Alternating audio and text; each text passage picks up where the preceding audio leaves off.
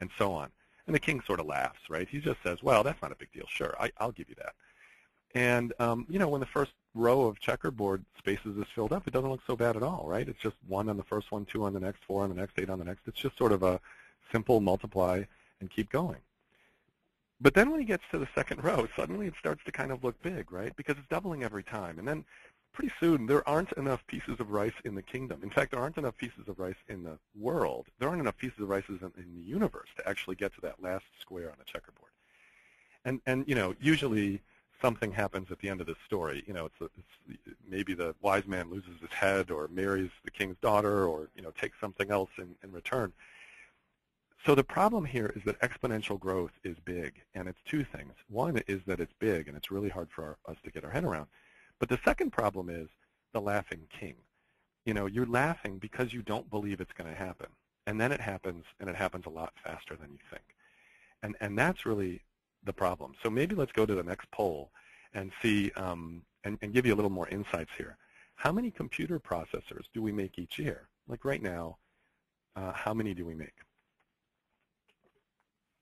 All right, so let's go ahead and launch that poll.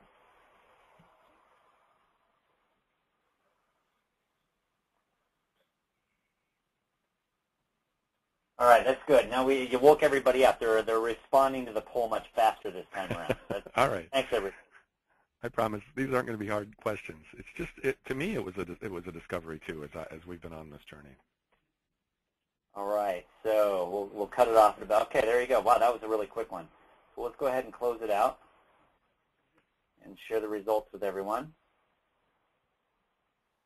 So how many computer processors do you make each year? And it seems like a good smattering across the board. Yeah, good smattering. And actually the highest ranking one is 10 billion. And that's about right. As early as 2010, we were making 10 billion processors each year. And that's actually been climbing, so it's probably a little higher than 10 billion. We actually now make more transistors than grains of rice. So keep this in mind, right? And they're actually cheaper. And today they're finding their way into everything. In fact, in some ways it's cheaper to put processing into something than not. For example, if you look at the bolts that hold the seats down in your car, there's a processor and a sensor in each bolt. And they're communicating constantly with the airbag system to make sure that it's weighing you, to make sure that it can kind of detect how much pressure to deploy if you get into an accident. And this is happening sort of whether you like it or not. And really, the computers are not the big deal.